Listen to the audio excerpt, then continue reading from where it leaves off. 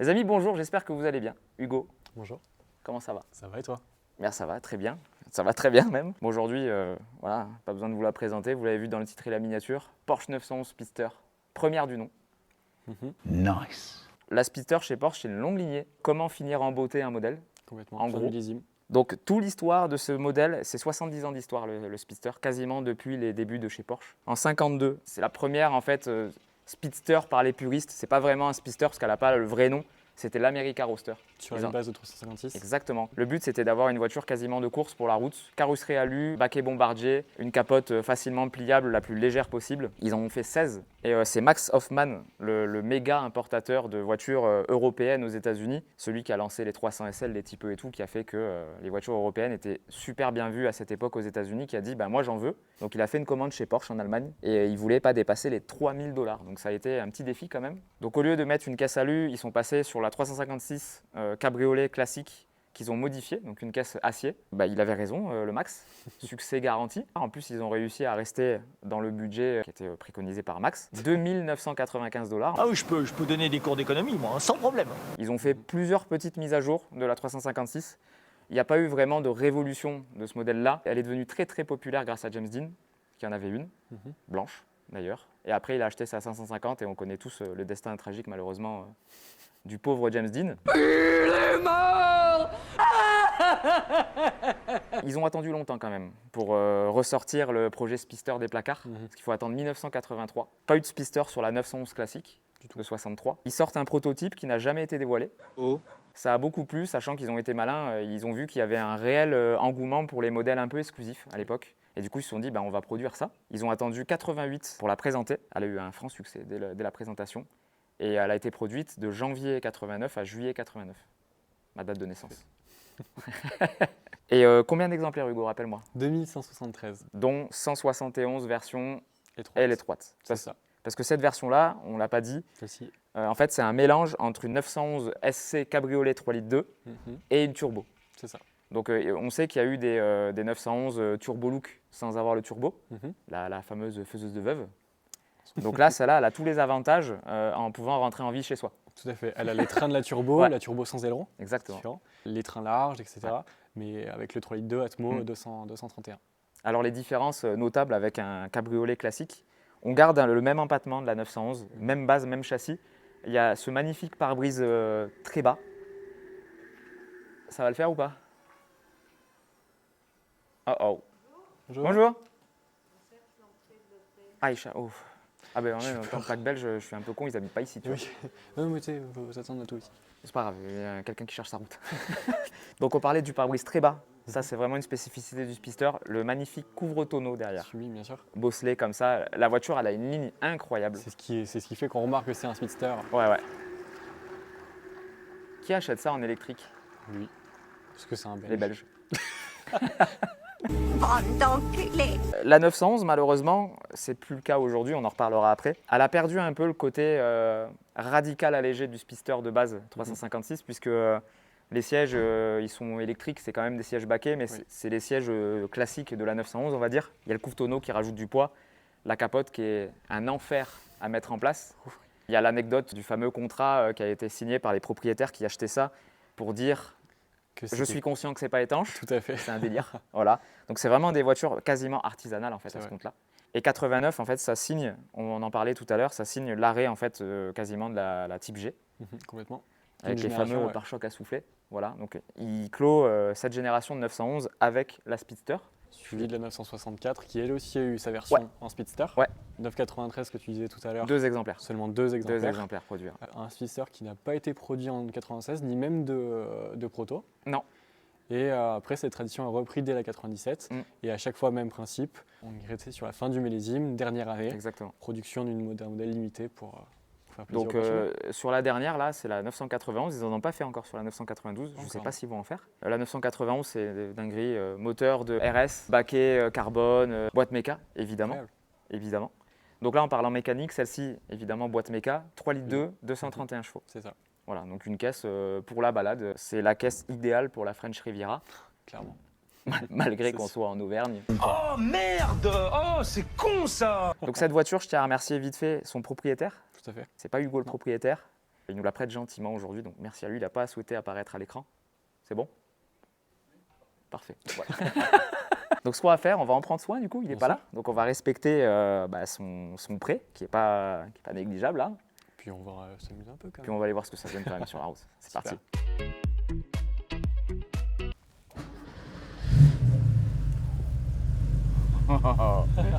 Je vous le dis, ça me fait bander. Bon, mon petit Hugo, on va parler de l'habitacle en premier. Bien sûr. Bon, même si ça va être vite fait. Les puristes, les plus aguerris d'entre vous ont remarqué que le volant n'est pas d'origine.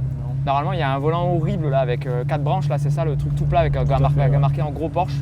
Celui-là, c'est un volant de 964, tu me disais? Exactement, ouais. 964 de première génération, donc sans airbag. Il est très beau. Il est très joli. Il est très très beau ce volant.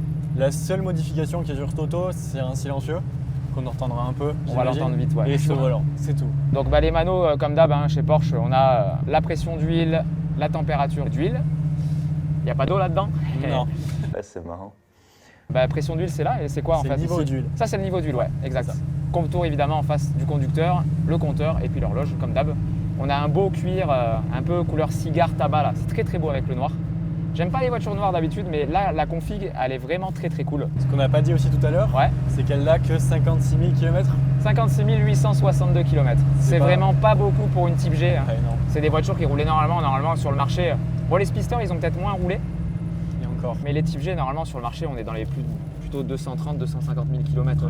J'en profite pour remercier l'ami Aurélien Vialat pour les plans de coupe. On est 5 là pour tourner la vidéo, donc c'est bon, il y a de la main d'œuvre. Ça va. Et le confort, ça va, tu vois. Là, on est sur des routes un peu bosselées et c'est raide, mais sans être trop raide. Ça reste dynamique. Donc on est dans un compromis parfait là. C'est vrai que la voiture, en fait, a envie de faire bouffer des bornes avec.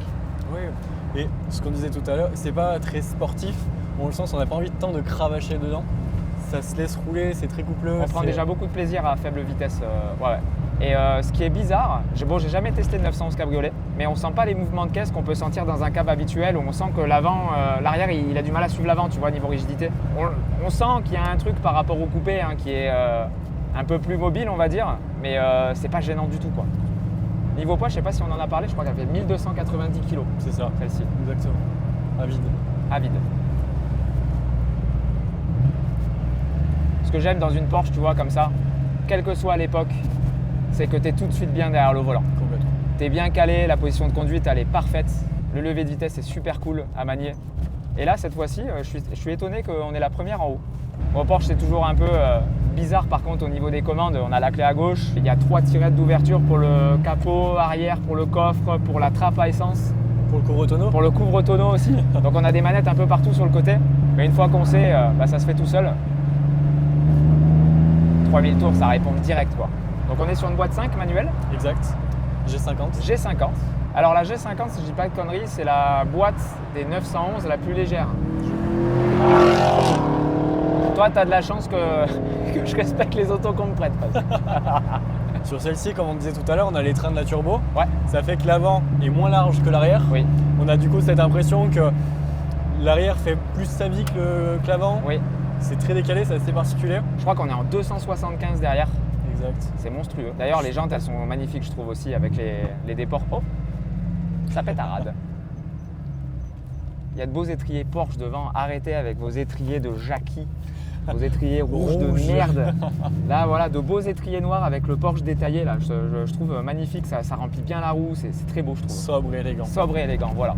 Et tu vois, il y a un truc aussi qui me surprend. Oui. C'est que d'habitude, sur ce genre de voiture, quand on a des roues larges, elles ont tendance un peu à suivre les imperfections de la route. Tout à fait, ouais. Bah, pas là. Est-ce que c'est un rapport avec du coup le décalage qu'il y a entre l'avant et l'arrière? Je sais pas. Mais en tout cas, on ne ressent pas cet effet train arrière méga élargi, quoi. Totalement, ouais. Bon, par contre, il faut faire attention comme ça sur les petites routes quand on croise des voitures.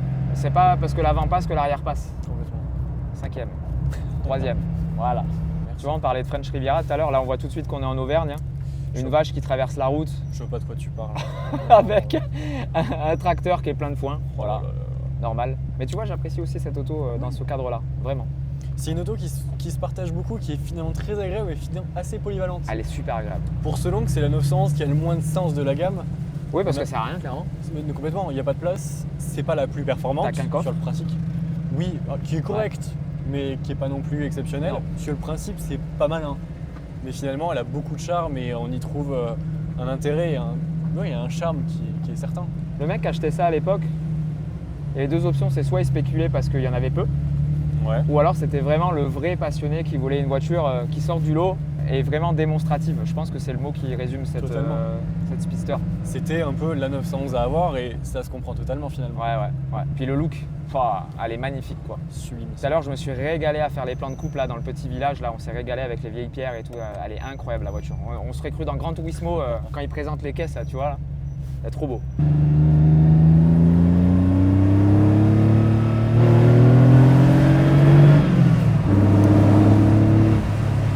Ça marche quand même, hein.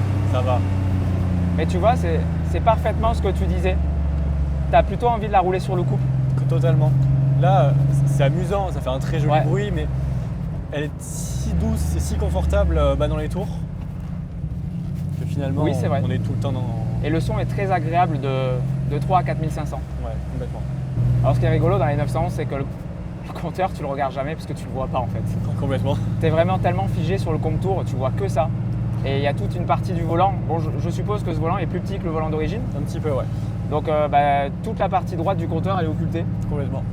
Donc ce qui est bien, c'est qu'au-dessus de 160, tu sais plus à combien tu roules. Est-ce que ça compte tant que ça? Est-ce que ça compte tant que ça? Non, pas vraiment. Non. Là, le couple, vraiment, ça relance de ouf. Ça Hein. se relance tout seul.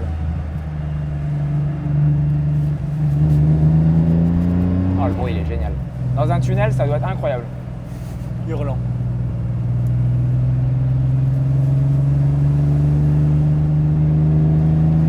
Là, tu vois, tu l'apprécies là.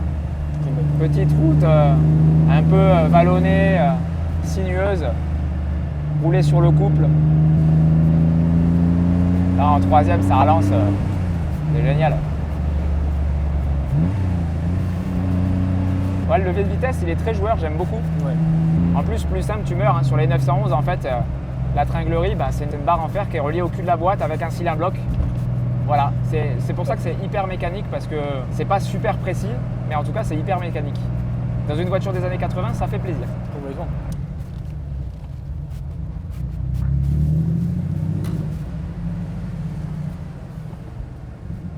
Là, tu vois, par contre, j'aimerais pas croiser quelqu'un avec le turbo look. Non. Non. Oh.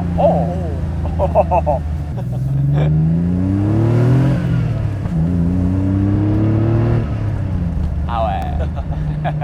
En fait, tu t'en vas vite de l'endroit où t'es. Hein. Totalement. Ça téléporte un peu. Et t'as pas besoin vraiment de l'emmener en haut, en fait. Non, Allez, j'ai pris aucun 5000. intérêt. Pour être franc, je ne sais pas s'il y a un rupteur. Je sais pas. Aucune idée. Oh mon dieu. Voilà, qu'est-ce que c'est? Oh mon dieu. C'est de la merde. Tu vois, t'as pas ça sur la Côte d'Azur, du Non. caca sur la route. Non. Mais nous, c'est pour se préparer pour les 911 Dakar, Safari. On va remplir les passages de route de merde. Oh. Quelle indignité. Bon, bah, du coup, on va conclure la vidéo maintenant. Chaud. Ça n'aura pas été un truc hyper dynamique, mais comme on fait que le dire, je pense que c'est plutôt une voiture vraiment pour cruiser Complètement. avec de la puissance, tout de même. J'aime beaucoup. C'est une vraie découverte. De toute façon, les 911, je suis jamais déçu en général. Rarement. Mais là, c'est très spécial parce que c'est une voiture rare déjà, que je trouve incroyablement jolie. Donc c'est très très cool. Hugo, mille merci Merci à d'avoir toi. pris un peu de ton temps, m'avoir encore invité chez vous dans votre grand coffre à jouer. Encore merci à son propriétaire pour sa confiance. Les amis, je le répète à chaque vidéo, mais un petit like, un petit commentaire, super important pour le référencement, mais surtout un abonnement à la chaîne si vous n'êtes pas abonné. Abonnez-vous, hein, ça aide beaucoup. Et moi, je vous dis à dimanche prochain pour une prochaine vidéo. Faites de gros bisous, prenez soin de vous. Salut à tous.